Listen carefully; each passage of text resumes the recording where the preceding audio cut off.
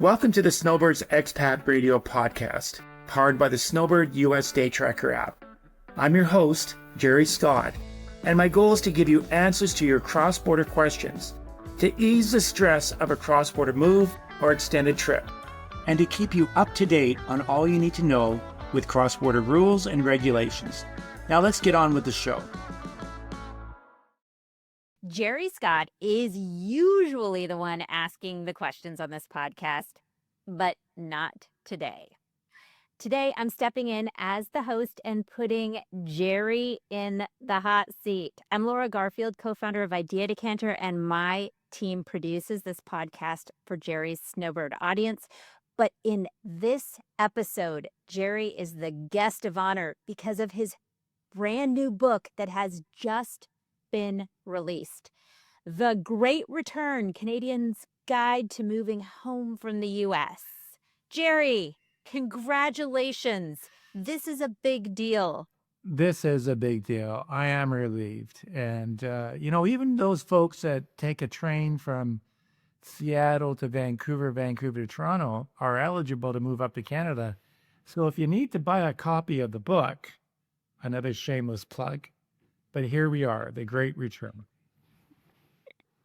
Well, I can tell you that a 2-week train trip that I just took across the beautiful country of Canada with my mother certainly I wish I would have had that book with me because there was plenty of time to read on the train and no Wi-Fi.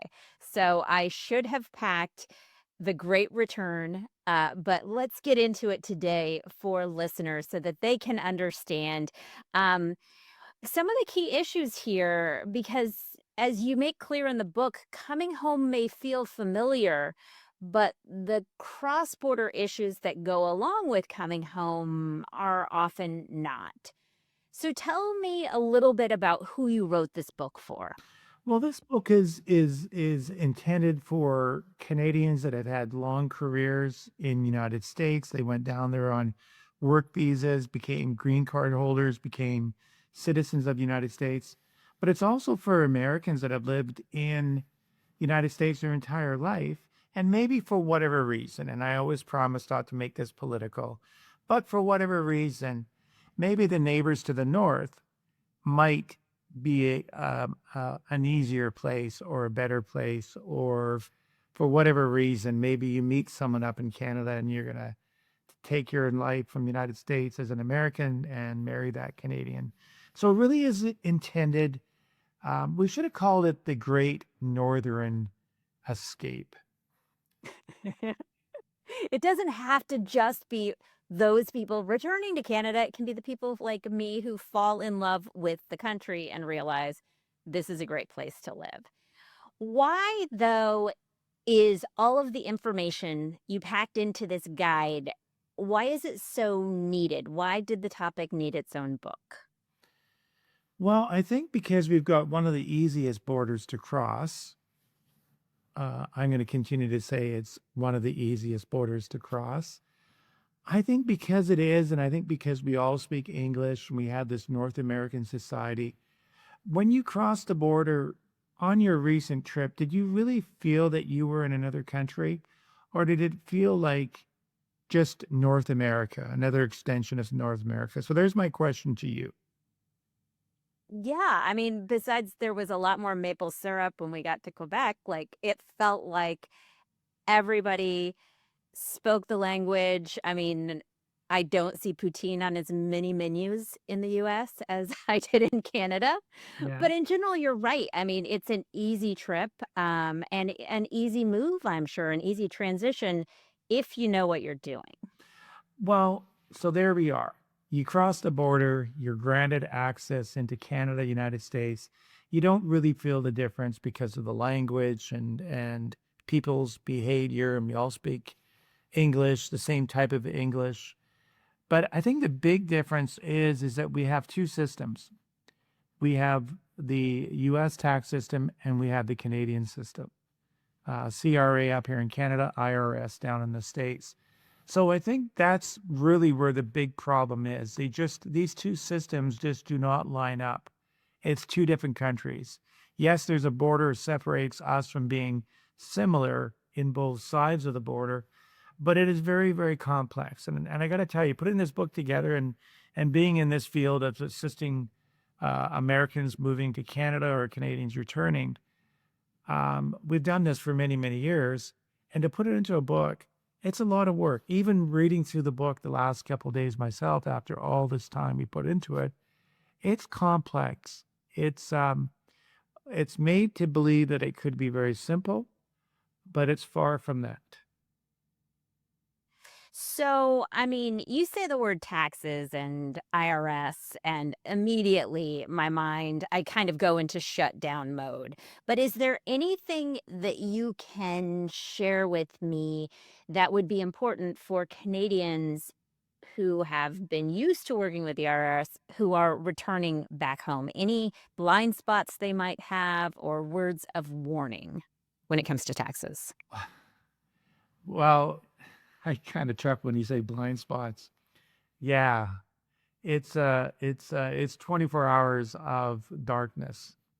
There is a lot of blind spots and a lot of errors that are being made. And I think today's society is about trying to do these things themselves. Everything you learn, even when you go in to get you got a wisdom, you got a toothache, and you kind of go online now, maybe chat GPT and say, okay, what is my dentist going to do for me today? So everybody has become this expert in everything we do. Investment advisors are being replaced. I don't think doctors are being replaced, but all these professions, even building your own deck in the backyard, we live in a society where everybody wants to do it themselves. And this is one of those things. Be careful. If you do it yourself, you're going to make so many mistakes. And we know that when you make mistakes, they're expensive to fix. So I think that's the biggest takeaway from this book. Even when I read it and go through it again, and all the case studies that we put in it, these are real life case studies. We've worked with people. The names have been changed to protect the innocent, but they really are, it's complex, and you need the right professionals. And I'm not an immigration lawyer. I'm not a cross-border accountant. I'm a licensed portfolio manager that is able to assist families working with those professionals that were mentioned, accountants and the immigration lawyers. So it's complex. I caution people. This might be one of the worst thing you could ever do is you decide you want to move to Canada and you're going to figure it out on your own. I'm going to say out of 1 million people, there might be 2 of them out there that might be able to do it successfully, but the rest, I don't think so. I don't like those statistics. I'm kind of making them up. But It seems like a gamble, though, and I'm guessing you're throwing those numbers out because people assume that moving to Canada or back to Canada is going to be simple, and it's just not. I think part of the problem, Laura, is that most people do have financial advisors these days. They have this wonderful American advisor, has done a great job with the family. Maybe they work with all the parents, the grandparents, the kids, a really trusted advisor that has worked for the family for years and years. And you have those up in Canada as well, too. But as soon as that Canadian or that U.S. person resides in Canada, that relationship has to be terminated with the U.S. advisor. And it's hard because now the U.S. advisor can't advise you, and they're not licensed to, and they have compliance and regulatory risk that they work around. Canadians or Americans will live up here and people just say, change your address to an American address of your cats or your dogs or your brothers or your sisters. But then those tax slips don't line up. So I think it's really it's so threatening for these individual people. It's intimidating. And now a Canadian advisor, it's exactly the same thing. They could advise you on the Canadian side, but they can't advise you on the cross-border side. So I think the first thing is people have to find that trusted cross-border advisor, and then it becomes you've got a course of action and you've got a tour guide. That's tying into the train thing again, that trip you went on. There's a tour guide that knows that route you're taking and explaining all these small towns you would have went through. So it really is intimidating. The case studies will scare you alone, and I apologize for doing that, but these people do make mistakes. We'll be right back. Attention, Canadian snowbirds! Want to enjoy your U.S. stay without worrying about immigration windows, tax rules, or accidentally overstaying? Meet Snowbirds U.S. Day Tracker. This mobile app helps you track your days in the U.S., log multi-year trips, and monitor your U.S. tax and visa exposure, all from your phone. It's designed specifically for Canadians traveling south for the winter. Stop guessing, stay compliant. Download Snowbirds US Day Tracker now and get peace of mind on your next cross-border adventure. Visit snowbirdsusdaytracker.com to get the download link, or look for a link in the show description for this episode. Have a plan before you land, and make your time in the sun about living well, not worrying about rules.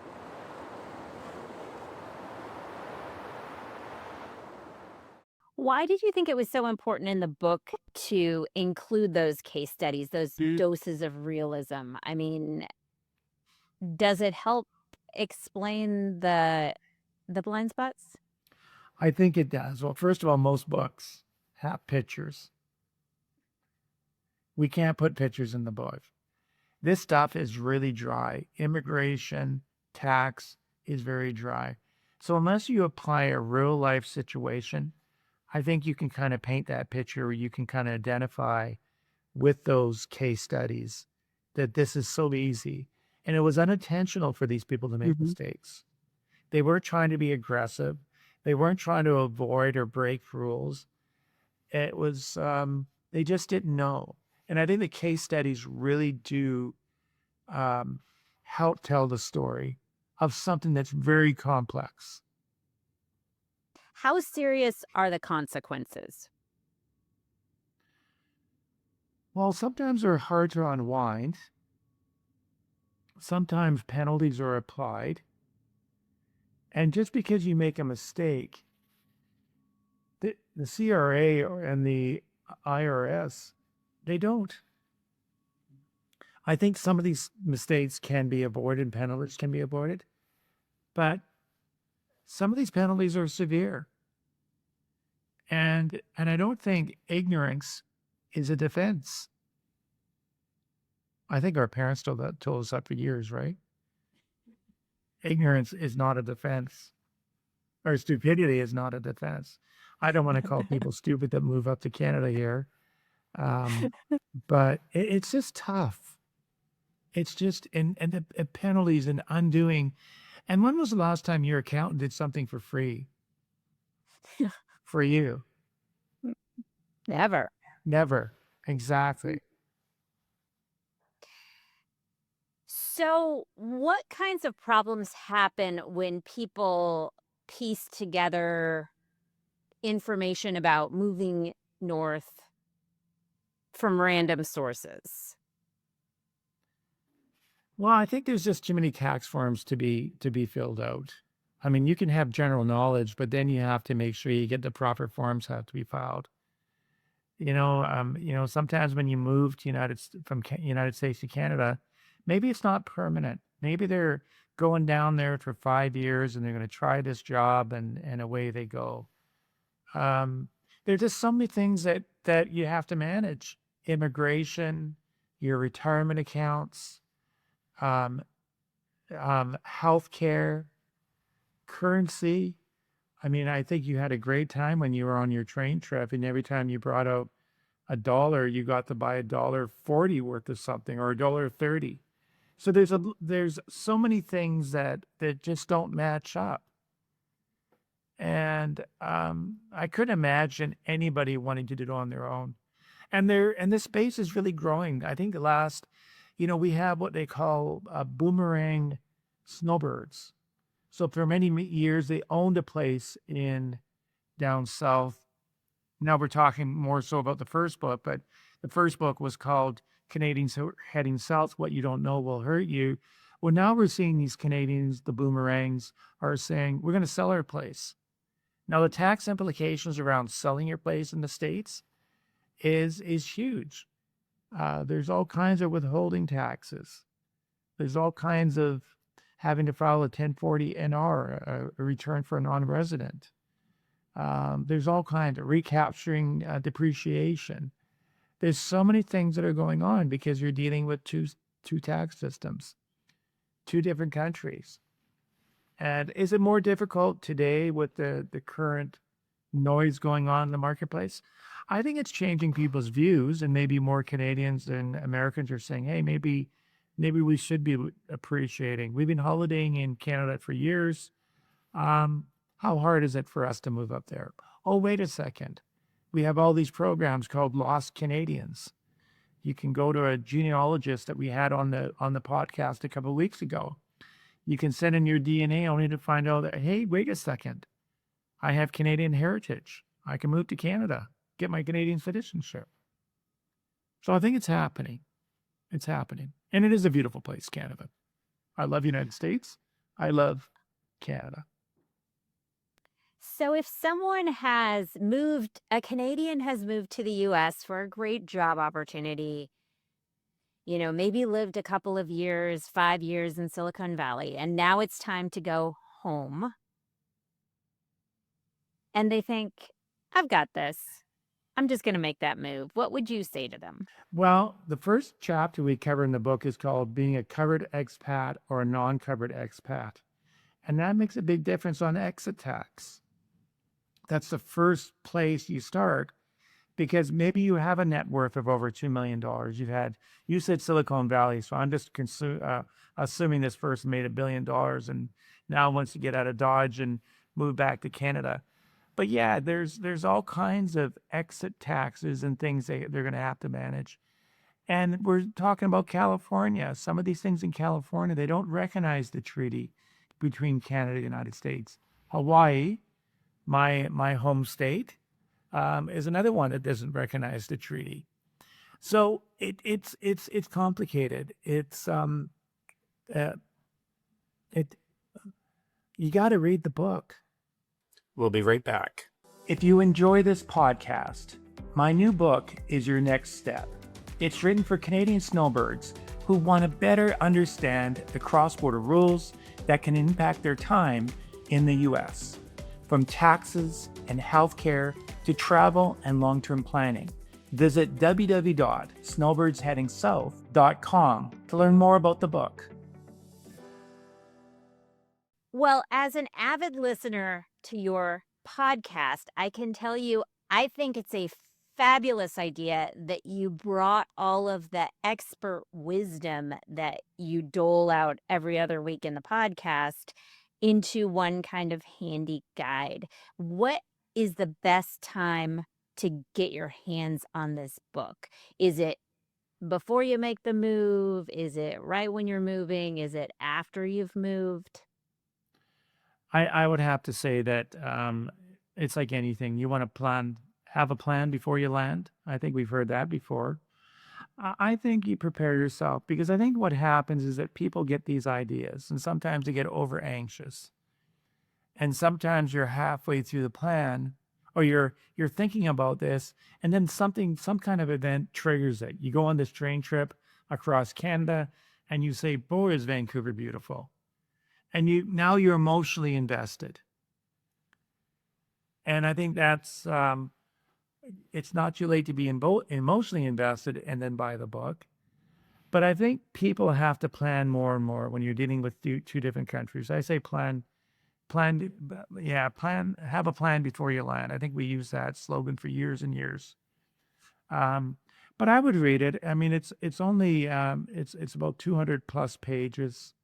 It's not overly complex. I think we probably condensed 10 million pages down to 200, just to give you an idea that, don't use this book as it's a guide for Canadians coming home, but please do not use this as a guide for Canadians coming home. Use this as a starting point to reach out to a cross-border advisor who then can coordinate a immigration lawyer for you, a Canadian cross-border accountant for you. I mean, that's all we want people to do in this book. And I got to thank all these people that have been guests on our podcast over the last few years, because they are really smart, knowledgeable people. And all we're trying to do is get them out there, because this is a growing field. I mean, everybody is talking about this Canadians coming home. And I jokingly say it's about politics, but it isn't. If you think about these baby boomers that moved down there in the early 80s and 90s, well, now they want to return. They always intended to come home. And Americans have always, we've always had great relationships with Americans moving up here. And it's a little harder now. They can't buy these holiday homes like they used to. But I think we still have a love affair between two countries.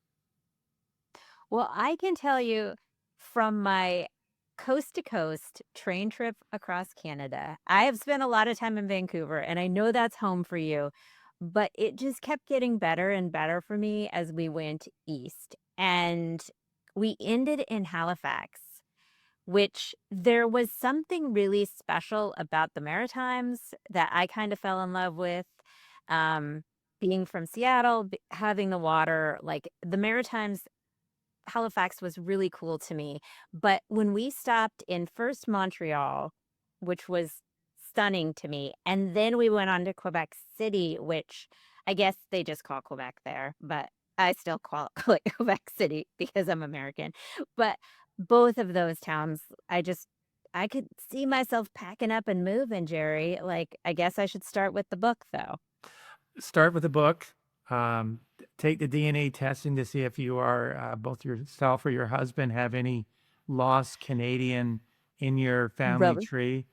But I have to say that, and I'll put a big plug in for Qualicum Beach. I think we're seeing so many people on Vancouver Island moving over here, a quieter community. These communities are getting very, very busy. Vancouver is a big place, beautiful city. Montreal's beautiful. Toronto's a beautiful place. Halifax, which I would encourage so many people to go back there and experience a lobster feast or whatever they're called. Corn on the cob, lobster, shrimp, you name it. It's a great experience. But yeah, Canada has a lot to offer, and I think people miss Canada. We do have a little bit of a different insight because, and I think it comes down to density. I mean, United States is 10 times the size in population. Population, not Population, landmass, right? not landmass. So if it's 400 million people that you now have, we've got 40 million. So just that density alone in some of these smaller towns is just a throwback to what your mom would have enjoyed way back when. Less density, less noise. Towns shut down quite early.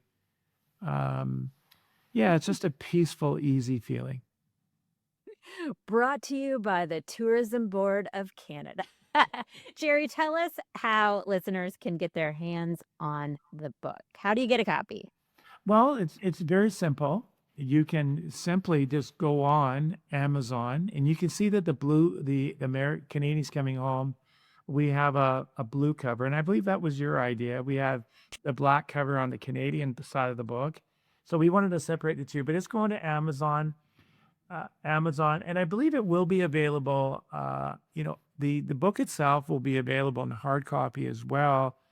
In about, we get a deal with American Book Company. So the first book is being done with all the Snowbird communities. You'll be able to pick up the first book. I'm sure the second book will be available as well and throughout the retail chains. But Amazon is still the best way to get a book. Go online, buy it soft cover, buy it in the Kindle form, or buy it in a hard copy. And it's very, very simple. You'll get the book the next day. It's a print on demand. I might be sarcastic if it says a day, but it didn't take me long to get this book delivered right to the doorstep. So it's easy. And it is from the host of the Snowbirds Expat Radio podcast, The Great Return, Canadian's Guide to Moving Home from the U.S.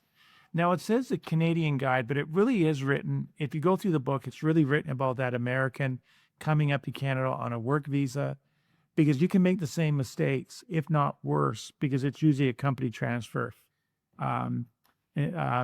Sure, purchase plans could get double taxed if you're not careful. Any kind of employee-sponsored pension plans, you have to be careful. Contributing to your Roth while you're living in Canada, a no-no. Don't do it. You're going to get penalized and pay penalties. But yeah, the book is easy to get. We made it really easy, and just bring out your credit card. And for a shortcut to that book, just remember letsmovetocanada.ca. That's letsmovetocanada.ca, which will take you to a page that explains all of the value of the book and gives you an easy button straight to Amazon so that you can get a copy on your doorstep in, who knows, maybe same day delivery, maybe next day delivery. Yeah, and Laura, I have to add, intentionally, when I first created this program, this Snowbird, the apps, we have the app called the Canada Physical Presence Tracker. Americans move up to Canada. They have to track their days over a 5-year period in order for them to qualify for citizenship. We created the Snowbird app so that the Canadians going south can keep track of the days spent. And it really was about education and connecting you with the right professionals.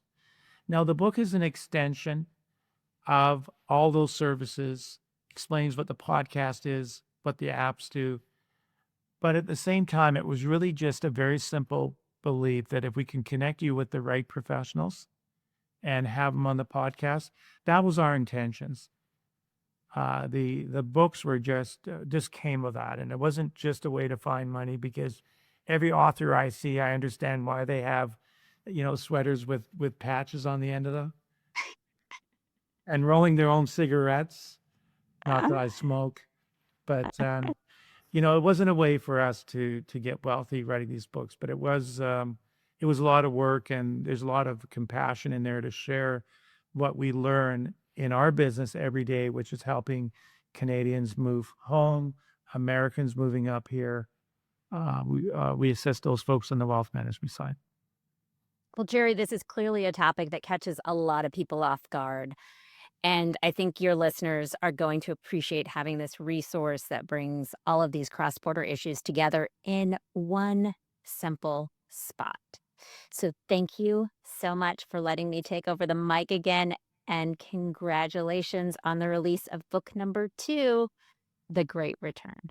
Thank you very much, Laura. And I appreciate what you do for us. You've been a big part of this journey we've been on, and your team does a great job of putting these short videos together so we can, don't bore people. Anything less than 10 seconds, I think we start to bore people with these reels. So at least, but anyhow, I appreciate what you guys have done for us as well. Thank you very much. Well, I got to get over to Amazon and get my order in. So thanks, Gerry. Okay, you take care. See you soon, moving to Canada.